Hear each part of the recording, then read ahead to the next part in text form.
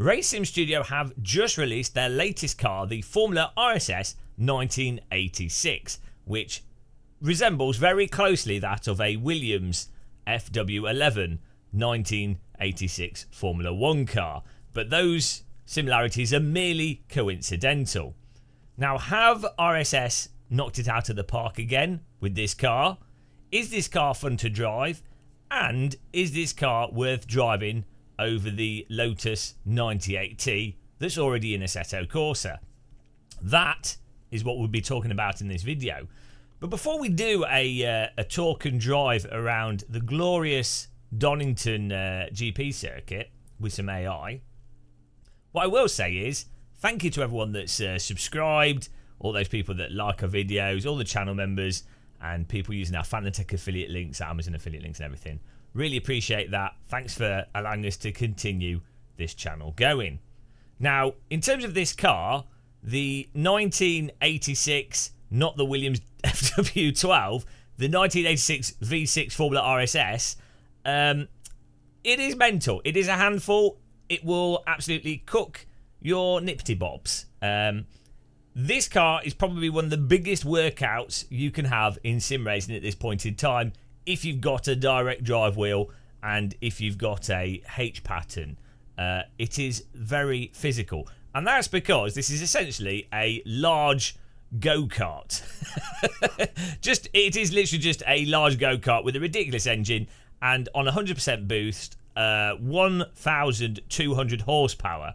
Now, the real FW11 could do, I believe, about 4 laps with the boost maxed out, and then it would just explode. Fortunately, you can turn damage off in Assetto Corsa, so you can just drive this always with the boost on.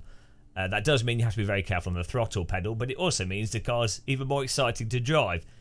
From what I understand, in race trim, normally this car will be driven at around about 60 to 70% boost, which is, I think, about 700 horsepower or 800 horsepower. Yeah, the nice thing with simulators is you don't have to do what they do in real life. You can do whatever you feel like doing. If you look at the car here, I will have to say RSS have done a fantastic job on the model. I mean, it looks absolutely gorgeous. This car livery on it, of course, is designed to look similar to one of the real-world liveries, and it actually comes with the 3 real-world liveries, or knockoffs of the real-world liveries, merely coincidentally looking similar. They look great, and I think you could actually use the default liveries that come with it. But obviously, you always get packs that come out that will put identical to real-world liveries on it, or just add in more liveries so that if you're doing a grid with more of the same car, you can have even more stuff going on. But I think actually out of the box, the visuals and the liveries look really great with this vehicle, and just the details. I mean, the RSS car models are absolutely fantastic, and I think you just get that extra sense of immersion from having all those extra details, whether you're following behind another vehicle and you can see all the gearbox gubbins and all the suspension arms and everything, or when you're sat in the vehicle and you look at all the cockpit details and all the texturing. I think that really adds a lot to the immersion and is really nice. This mod car, again, has captured that sheer amount of detail that we're used to from RSS. So we're going to jump in the car here. I've set the AI on a relatively easy amount. Actually, before I jump in the car, what's worth knowing with this, if you do get it, first of all, the qualifying tyres, they only last like 2 or 3 laps, but they are quite a lot faster, obviously, than what you'd expect with the tyres. The soft tyres, I think, last about 10 laps before they totally go, as long as you don't do a massive spin. So that's worth knowing. The amount of fuel you can put in this vehicle is mental. 195 litres. This thing's an oil tanker. We're just going to put 24 litres in. That should do like 8 laps, I think, at least. We'll put 30 in. That's like 10 laps of fuel. Then the electronics tab here allows you to preemptively select the turbo. You can use the number keys on the keyboard. 1 2 0 0 is 100, obviously Kunos logic, and that will allow you to change the turbo amount.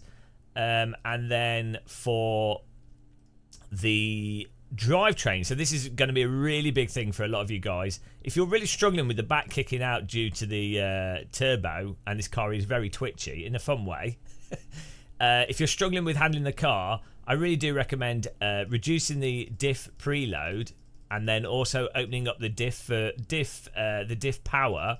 So the lower percentage you make this, the more open the diff power is, which means that the wheels can rotate independently more, which then means that when you get on the throttle too much, the car will have a more of a progressive slide out of corners. It won't want to push both wheels out aggressively into like an actual full-on slide. The car will sort of roll out of corners more. I personally also found reducing the diff coast as well, or opening the diff for the diff coast, helped a bit to get the car to roll into corners nicely. What you'll also find as well, and this is all, we did 5 hours of live streaming with this last night. What you'll also find as well, for a lot of people, if you make the ARB front stiffer, it will make the front of the car act in a more flat way, much closer to how the Lotus 98T drives by default in Assetto Corsa. But if you do stiffen up the front ARB, what you'll find is that the car doesn't want to hook into corners as much, though it probably will be easier for a lot of people to drive because it just handles more flatter and more direct. Personally, I found the default ARB, but with some diff settings, with the diff more open, that made it a lot more controllable. Though still, you will have to be on your tippy toes whilst driving this. Steer assist, which I don't fully understand with RSS mods, this increases the sensitivity of the steering wheel. It seems to scale the force feedback. Now, from my understanding, I think this setting in the Assetto Corsa is actually bugged with Fanatec wheels. You'll notice if you put this on low settings with Fanatec wheels, all sorts of random stuff happens with the wheel. So I'd just leave this at 90 or play with it between 90 and 100. But this setting, I've not tried it with my other wheels. I have a few DD wheels and other wheels. I've not tried it with my other wheels, but I know the people that have other wheels, and they seem to be able to change the setting without it causing the issues that I seem to have with my Fanatec Podium, at least. So leave that to 90.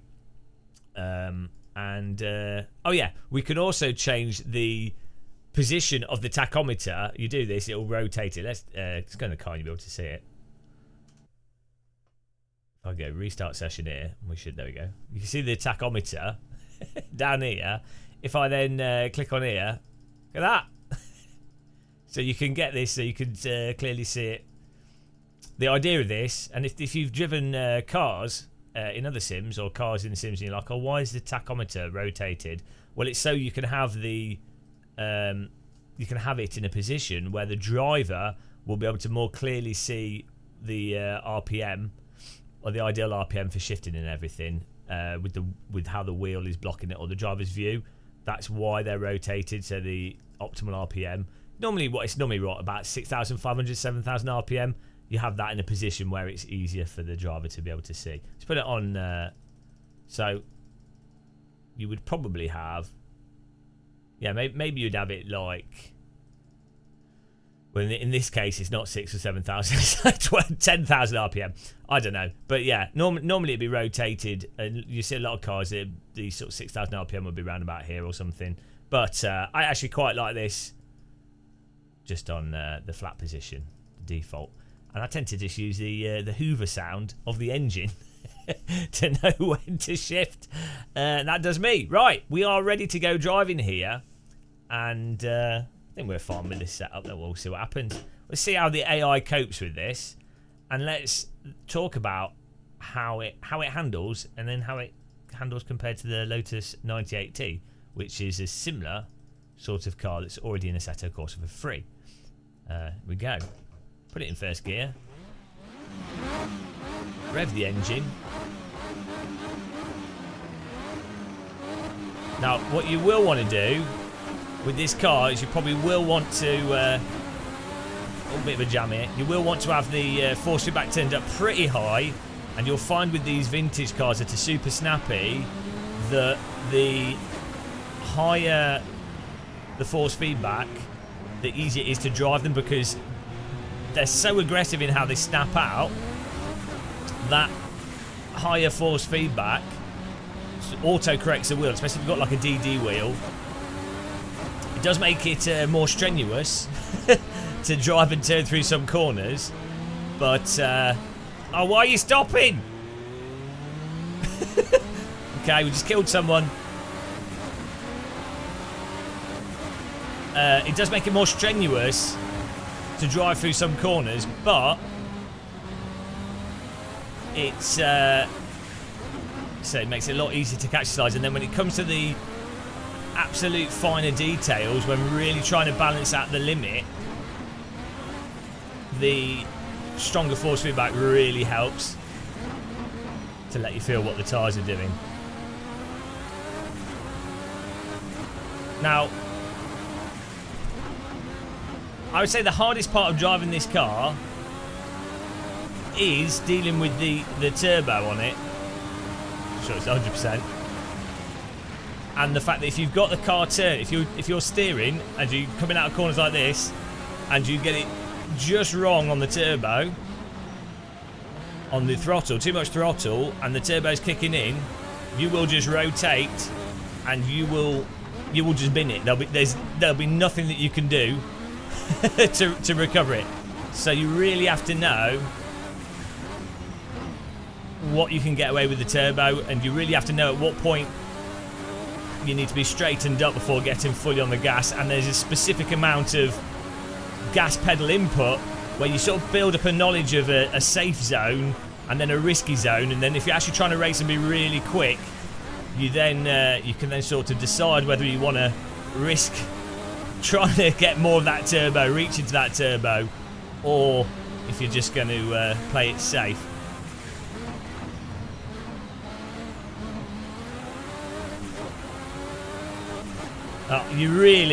This car, I have to say, is probably one of the most demanding cars in terms of concentration because of how easy it is to just sort of throw yourself off the track with it. Now, what I will say, in terms of the handling meta for this vehicle, what is an easier way to drive it is to actually preemptively almost throw it into a slide going into the corner, and then that gets the car loaded up at high speed, and you then don't actually have to deal with the dynamics of the vehicle so much. You sort of just pushing it into the slide, and then you kind of power slide it out through the corner. I don't think that's a fun way to drive it, but it does seem that that's a consistently very quick way to drive the vehicle. Let's try and get the inside here. Whoops.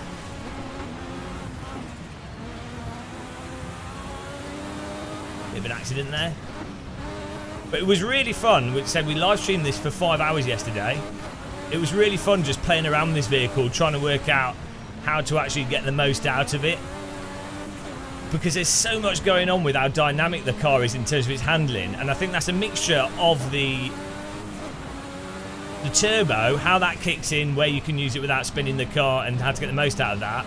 Then also the car has absolutely insane amounts of downforce that really ramp up as you get faster. And then obviously because of the turbo and the what feels like monster acceleration on this, there's a very quick point between it having insanity monster grip and it not actually having much grip at all, especially when you combine that in with the turbo and where you are on the turbo and which gear you're in. So getting the timing and the handling just right so that you're, depending on the downforce and the grip and the pedal application for the turbo, to not spin, to get the power down, to not even slide, is really mind-boggling. But a really, really fun challenge, and I think really different to any other simulated car I've driven like this. I mean, I'm not sure how realistic it is in that regard, but it was certainly a fun challenge. So if you compare it to the Lotus 98T, I go in the wrong gear there. If you compare it to the Lotus 98T, the 98T is a lot flatter in handling than this car, a lot more direct. So probably the best way to describe that is it feels almost as if this car has a lot more suspension travel to it.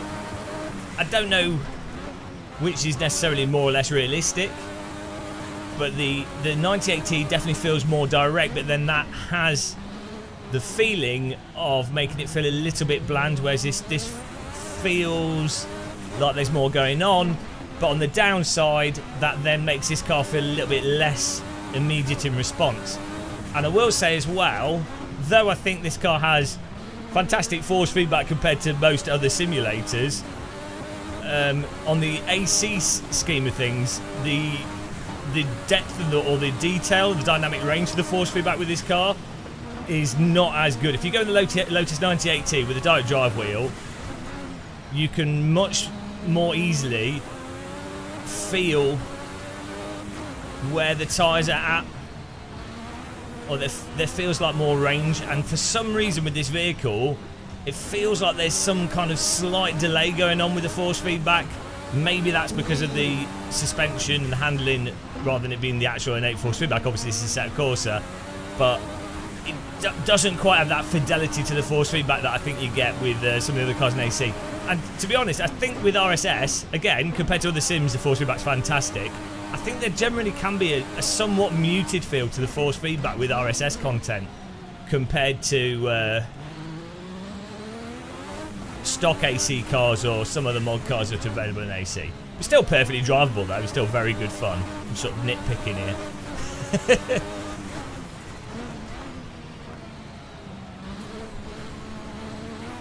It really does help to listen out to the turbo on this. You can hear it's like a overly angry Hoover spooling up. The audio on this is way better than the 98T though. It's really smooth, really depth. It's got a nice bit of oh, totally messed that up. It's got a nice bit of bass to the note as well for the backfires and other stuff that's going on, and it's a very nice rounded audio. So after driving this for 5 hours, I wasn't getting a headache. I find some cars in AC and some cars in other simulators, ACC is really guilty of this.